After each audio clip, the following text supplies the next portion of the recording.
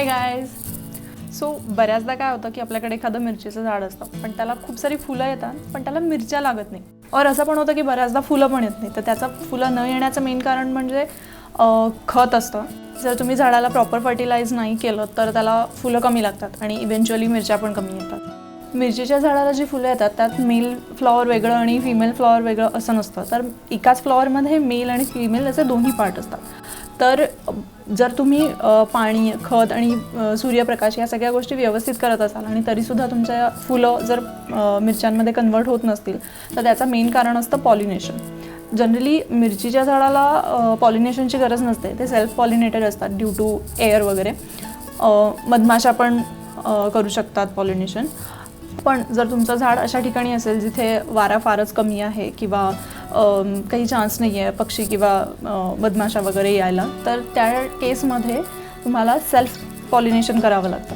तर self pollination करावं लागतं म्हणजे काय हे मी तुम्हाला आज दाखवणार आहे की जेणेकरून मिरचीच्या झाडाला मिरचीची फुलं जी आहेत ती मिरचीमध्ये कन्वर्ट होते. हे माझं मिरचीचं झाड आहे. त्याला ऑलमोस्ट आत्ता 4-5 मिरच्या आहेत आणि अजूनही भरपूर सारी फुलं येत आहेत. तर काही फुलांचं काल मी पॉलिनेशन केलं होतं आणि आज जी काही नवीन फुलं उमलली आहेत त्यांचं मी आत्ता तुम्हाला पॉलिनेशन कसं करायचं हे दाखवणार आहे. सो पॉलिनेशनसाठी काय लागतं तर नथिंग.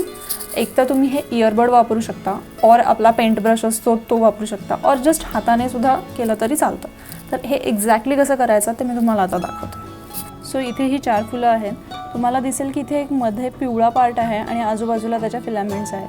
तर हे आपण फक्त असं थोडंसं करायचं जेणेकरून ह्या 2 एकमेकांना टच होतील आणि त्याचे परागकण एकमेकांवर पडून या फुलाचं रूपांतर मिरचीमध्ये होईल.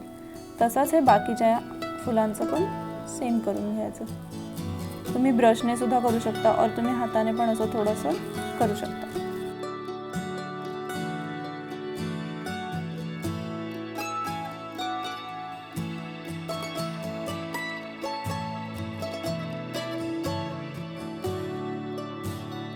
सो तुम्हाला इथे दिसेल की आपण पॉलिनेशन केल्यावर काही परागकण आपल्या या इयरबडवर पण आलेत. हे जे पिवळ्या कलरचे दिसत आहेत तुम्हाला ते.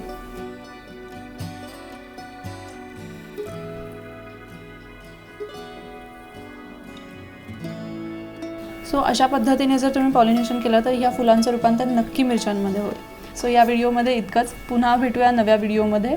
हा व्हिडिओ तुम्हाला कसा वाटला हे मला नक्की कळवा आणि अशाच सिम्पल गार्डनिंग ट्रिक्ससाठी आपल्या चॅनलला नक्की सबस्क्राईब करा. बाय.